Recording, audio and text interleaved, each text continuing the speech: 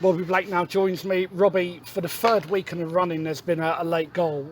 Talk me through your emotions after that game. I mean, probably you can hear it in my voice. It was so up and down.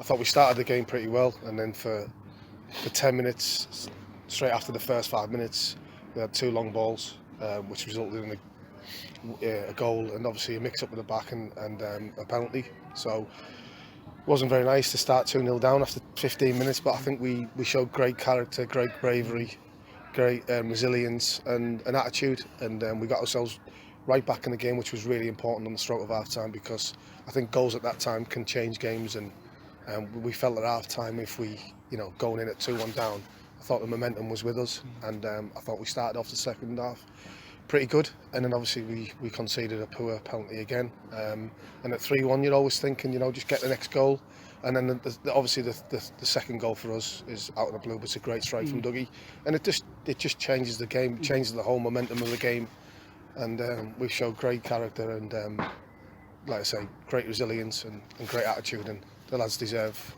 huge amounts of credit for what they've just achieved there. Did the goal just before half-time change yours and Jack's team talk? Well, it did and didn't in the terms of, I thought we hadn't played too bad. I thought we just had 10 minutes of kamikaze football, which resulted in us being 2-0 down, and you can't, what one thing you do as a manager or a coach, you can't fault, if you can't fault the players' attitude and commitment, then you're doing all right, and that's what we had. But we it was just a huge goal for us at just before half time. I need to get my negatives out of the way. First of all, the two penalties that we conceded. I'll talk about the first one, because I asked Amadou as he was coming off the half-time, did you touch him? He said no. What was your view on the first penalty? Because I've got to admit, I thought it was from where I was. What's your view? I think it's a definite penalty. Yeah. My opinion is, I think it's Amadou's judging, but it's very difficult at this level when we haven't got videos and all that to see whether when you slow it down, you can't. It's impossible. But as far as I'm concerned, it's a penalty. And the second one, I think it's a coming together, and I don't think it's an actual free kick on Matt Casey. I don't. The initial, when the lad plays it early to get the penalty. I don't think it's a free kick. I've asked Keaton after the game, is it a penalty? Because I generally couldn't see whether the contact was minimal or marginal or whatever.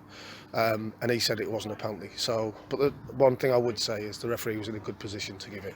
So, but listen, we can talk about penalties and talk about this. When you win 4-3 against the team who's second in the league, and you score 4 goals and you come back from 3-1 down, 2-0 and then 3-1, which is 2 goal margins, speaks volumes for the lads and the credit they deserve for this afternoon's performance.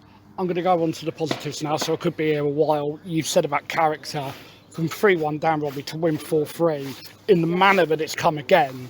That just shows character, fortitude, whatever you want to class it as. No, absolutely. You showed real bravery. We dug in and we kept going to the end. We kept trying to play on the front foot, and that's all you can ask for. And I think sometimes eventually you do get the rub of the green, or that you get a little bit of luck with the 4th goal. But yeah, it's just it was just massive for us. And like you say, these late goals keep on happening, but let's not hope they don't happen too much, because although when it's good, you're on the end of it. It's also not very nice when you're on the receiving end. So I'd like to put the game to bed before then, and then we can relax on the last 5 minutes. You've just done the double over Folkestone. So how does that feel to do that against a team that's right up there and fighting for the title? I wouldn't say that. Listen, to do a double on these, they're a good side. They've got real good threats up front. They've got some good players that are a threat. You can see why they've scored 3 goals today. They've got a very good manager who's done really well with them. And listen, would you say we've done the double over them? Yeah, of course we have, but it's not about that. It's about just winning football matches, and whoever it is, you try and win every game. And for us to win these 3 points is huge for us, and hopefully this will galvanise us and push us forward now. We had a bad spell just after around the Christmas time when we didn't have no game, and when we didn't have a game for 18 days, and at this level that you do pay for that. And I think we paid certainly heavily against Worthing, but I think Margate we played a little bit better. I thought we deserved to win the Margate game, which we didn't, and people will say, did we deserve to win this game? I'm not too sure, and I don't care, because we've scored 4 goals and we've come from 3-1 down, and it's great credit to the players. Robbie, we go again on Tuesday against a side that we don't know too much about, Folkestone. I don't really know how to ask the question. What's your thoughts on Tuesday? Because it's the League Cup. I don't know really what to ask you. No, listen, it's another game. We'd have to train anyway. The only downside is we've got travelling to do, and obviously Folkestone's not just round the corner.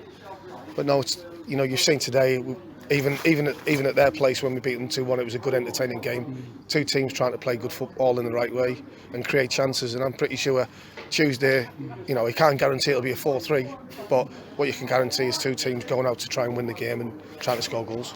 I need to ask you about Josh Flint. He's now signed for the Rocks. How big a signing could that potentially be for the Rocks? Brilliant signing. I think the one thing that Flinty's got to understand is the physicality and the tempo is just a little bit quicker than academy football. And once he comes accustomed to that, he'll be excellent because he's got a great brain, he's got great ability. And once he settles into that, he'll be such a good asset for us. And no Harry Kavanagh today. Obviously, there is a reason behind that. Yeah. Well, what is the reason? The reason is he got a kick in the face at training on Wednesday, I think. Yeah. So, as precaution, Portsmouth, you know, struck him off a mild concussion. So, hopefully, whether it's Tuesday he's available, but hopefully, you know, come the weekend he'll be back in contention to play. And how far are we away from seeing Mo Diallo take a place on the bench or in the squad?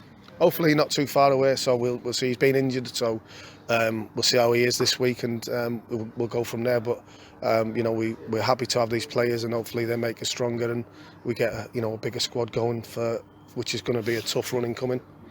And one final question, Robbie, is the final one, I promise. We can see Amadou Tangara's celebrations at the end. He's becoming a real fan favourite, isn't he? Joining in with the crowd, he really enjoys it here. Having signed a new contract as well. He does enjoy it. But the one thing you would say is he's probably celebrating because today I thought the players dug him out of a hole because I thought he was at fault for the second goal. I think his starting position was poor, and I think if he's in a better starting position, he just mops that ball up that the lad comes out for. I'd say that to his face, so I'm saying it now. I love Amadou. I think he's been great. He's infectious. He's got the supporters on side, and he's doing a great job. But you know, I'm always honest, and I think the players have got him out of a situation today. It just shows the team spirit, though, doesn't it, in the squad for everyone to be able to pull together at the end. Absolutely, you need that. And you can have great ability individually, but if you haven't got it collectively as a team, you won't achieve anything. So we've got lads who are pulling for each other, covering mistakes and making chances for people, and we've got a real great team spirit at the moment, and we need to keep that for the long run coming in. Robbie, that is it. Thank you so much for an honest interview as always. Seriously, top man. Thank you. Cheers, mate. Thank you.